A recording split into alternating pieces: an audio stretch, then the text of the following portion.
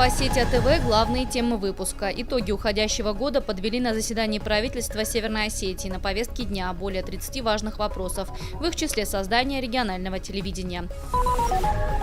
Итоги уходящего года подвели и в администрации города. Ежегодно в предновогодние дни руководство награждает денежными премиями и дипломами лучших работников сферы ЖКХ, дорожного хозяйства, транспорта и строительства, образования и культуры. В этом году заслуженные награды получили около 40 человек. Ежегодный республиканский конкурс «Просвет» открыл Владикавказскому зрителю экспозицию лучших работ. Конкурсное жюри рассмотрело более 40 заявок. Фотографии были представлены в 7 номинациях: портрет, репортаж, постановочное фото, пиксель, фотоарт, пейзаж и мой город. Эти и другие темы далее подробно. Кабинет министров под руководством председателя правительства Северной Осетии Сергея Такоева в этом году собрался в последний раз. В повестку заседания включены около 30 важных вопросов. В их числе меры по реализации республиканского бюджета на ближайшие 3 года. Министр финансов Наталья Царева доложила, что непотраченные министерствами средства необходимо вернуть обратно в казну. На это отводится 7 рабочих дней. Чиновник посоветовала до конца года освоить все выделенные деньги. Еще одна важная тема итогового заседания правительства – утверждение государственной программы развития СМИ в республике до 2018 года, а также отдельным пунктом повестки заседания правительства создание регионального телевидения Осетия ТВ. Это государственная структура, о необходимости которой говорили десятилетия. Она сможет решить в том числе проблему сохранения и популяризации осетинского языка. Пропорциональное вещание 50% и 50% на обоих государственных языках. Подъем сигнала на спутник. Эти задачи ставятся перед новым телеканалом. На сегодняшний день у Республики Северная Осетия-Алания, как у субъекта Российской Федерации, нет электронного государственного СМИ собственного. Вот для того, чтобы это положение исправить, в первую очередь мы закладываем сейчас на документальную правовую основу. В принципе, у нас сейчас в сети и в кабельных возможностях транслируется Осетия ТВ, но это на сегодняшний день пока не государственная структура, это, так сказать, проба сил, для того, чтобы это было более серьезным, и для того, чтобы зритель мог в перспективе расширить возможности получения этого сигнала, как цифрового, так может быть и аналогового, если еще будет необходимость в этом. Для этого, необходимо включение активных государственных органов. Голые стены в этой квартире очень скоро превратятся в уютную двухкомнатную квартиру. В рамках социальной программы сегодня 60 сотрудников компании «Бавария» получили ключи от новых квартир. Среди них трактористы и повара, технички, администраторы, кассиры и пекари. Стаж работы у всех разный. Некоторые не проработали и 3 лет, а некоторые трудятся на фирме более 10. Квартиры здесь получили сотрудники, которые нуждались в улучшении жилищных условий. Большинство из них раньше жили на съемных квартирах. Мира Хутинаева сегодня впервые входит уже не в съемную, а в свою собственную квартиру. Девушка 8 лет проработала официанткой. Это очень большая помощь, тем более сейчас на рынке жилья очень дорогие цены, новостройки там вообще бешеные цены. Но нам, благодаря нашему руководству, получилось так, что нам и беспроцентно, и ниже рыночной стоимости. Это для молодой семьи это очень много, иметь свой угол, чтобы никуда не идти, ни от кого не зависеть. Первый камень в основании многоквартирного дома заложили еще летом. За полгода построили многоэтажку. Жилплощадь для своих сотрудников компания отдает по себестоимости. Если рыночная цена 1 квадратного метра в среднем стоит порядка 35 тысяч рублей, то здесь до 22 тысяч. При этом сумму не нужно выплачивать сразу. Сотрудники фирмы получают беспроцентную рассрочку на срок от 5 до 15 лет. Ремонт тоже за счет работодателя, но потом эту сумму включат в стоимость квартиры. Всех новоселов сегодня поздравил председатель правительства Сергей Такоев. В канун Нового года это как раз очень хороший подарок, и можно искренне пожелать, что в 60 квартирах постоянно были 3 пирога, чтобы было очень много поводов хороших вас поздравлять с чем-то, с рождением детей, с каких-то позитивными изменениями в вашей жизни.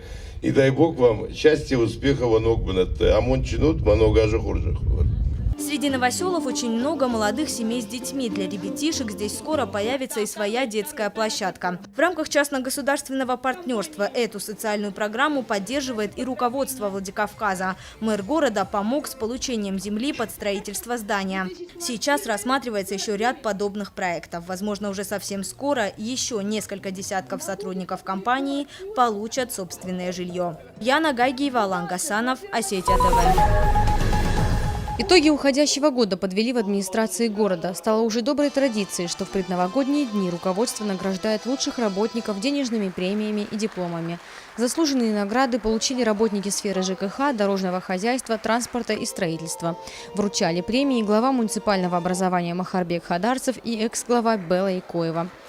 Я желаю вам и дальше продолжить путь, который называется созиданием. И главное в жизни – созидать. В этот же день чествовали лучших работников в сфере образования и муниципальных служащих. С 30-летним юбилеем трудовой деятельности поздравили главного специалиста управления культуры Залину Цикоеву и с 10-летним юбилеем газету «Владикавказ». Глава администрации местного самоуправления Сергей Дзантьев поделился мыслями о предстоящей работе в новом году. Обычно подводят итоги года. Конечно, что удается, что-то не удается, но мы прекрасно знаем, что администрации было большое желание все, что мы наметили, сделать. Конечно, много еще проблем, но я думаю, вот, награждая лучших из лучших вместе с ними, я думаю, все те планы, которые есть, обязательно воплотятся в 2015 году. И астрологи говорят, и эксперты говорят, что будет очень сложный год, но я надеюсь, что общими усилиями мы все трудности преодолеем. Украсили праздник выступления артистов местной эстрады. Торжественная церемония завершилась выступлением детского хора и фейерверком из конфетти. Залина Губурова, Евгений Маркин, Осетия ТВ. Сотрудники МЧС всегда помнят о тех, кто выполнял свой служебный долг, несмотря ни на что. Тех, кто отдал свои жизни ради других. В канун празднования Дня спасателя в чрезвычайном ведомстве возложили цветы на мемориальном кладбище в городе Ангелов к обелиску погибшим бойцам отряда специального назначения «Альфа» и «Вымпел», а также спасателям отряда «Центр Спас» МЧС России, которые героически пали во время террористического акта в Беслане. Напомним, что 10 лет назад, спасая детей из школы номер 1, при первом взрыве погибли заместитель начальника поисково-спасательной службы отряда «Центр Спас» МЧС России Валерий Замараев и начальник водолазного подразделения отряда «Центр Спас» МЧС России Дмитрий Кормилин. Сегодня мы почтили память нашим ребятам, которые погибли, защищая детей, наше Отечество, наше чистое небо. Мы каждый год возлагаем и чтим память погибших ребят. Данное мероприятие позволяет не забывать то, что было, с оптимизмом смотреть в будущее. Великолепное средство от одиночества нашли владикавказские пенсионеры. Они приходят в центр пребывания пожилых людей и инвалидов. Время здесь проводят в окружении хороших людей, интересном общении, развлечениях, а главное, с пользой для здоровья. Сюда приходят те, кому уже далеко за 60. Тамаре Христофоровой 88. В прошлом она учитель русского языка в старших классах. Теперь женщина осталась одна. Несколько лет назад у нее умер муж. Свои дни Тамара коротает здесь, в центре дневного пребывания. Каждый день вместе с пенсионеркой сюда приходят еще несколько ее подруг. Прихожу сюда как на праздник. И не один раз, уже несколько раз. Вот. И общение очень хорошее, потому что нахожусь в кругу таких же единомышленников, могу сказать, такого же возраста, такого же интеллекта, женщины и мужчины. И очень довольна здесь. Даже сама обстановка сказывается на здоровье, прекрасная обстановка, и то как-то способствует выздоровлению. По распорядку дня отделение дневного пребывания напоминает детский сад. Здесь нет, пожалуй, воспитательниц. Зато тот же тихий час, полдник и прогулки. Все строго по расписанию. А вместо подготовки к школе – оздоровительные процедуры. Однако принять всех желающих одновременно центр не может, поэтому пожилые люди приходят по сменам. В дневном отделении отдыхают люди, не утратившие способность к самообслуживанию. Отдыхают они у нас по путевкам Министерства труда и социального развития. Путевка предназначена на 15 дней, 15 рабочих дней, 21 календарный день. Стоимость путевки у нас 600 рублей. В то время, как они у нас отдыхают, они пользуются и бытовым обслуживанием. Они приводят себя в порядок. Специально человек пожилого возраста не выйдет в парикмахерскую, не будет пользоваться этими услугами. И цены в парикмахерских у нас какие высокие. А у нас цены очень низкие. И непосредственно отдыхая здесь, они приводят себя в порядок. Многим из них дома телевизор уже давно заменил нормальное общение, а здесь они всегда сделают друг для друга то, на что часто нет времени у их родных. Выслушают рассказы обо всех проблемах, о том, что болит, есть ли улучшения, что говорят врачи. Земфира Лолаева, Елена Черенкова, Михаил Безуглов, Осетия ТВ.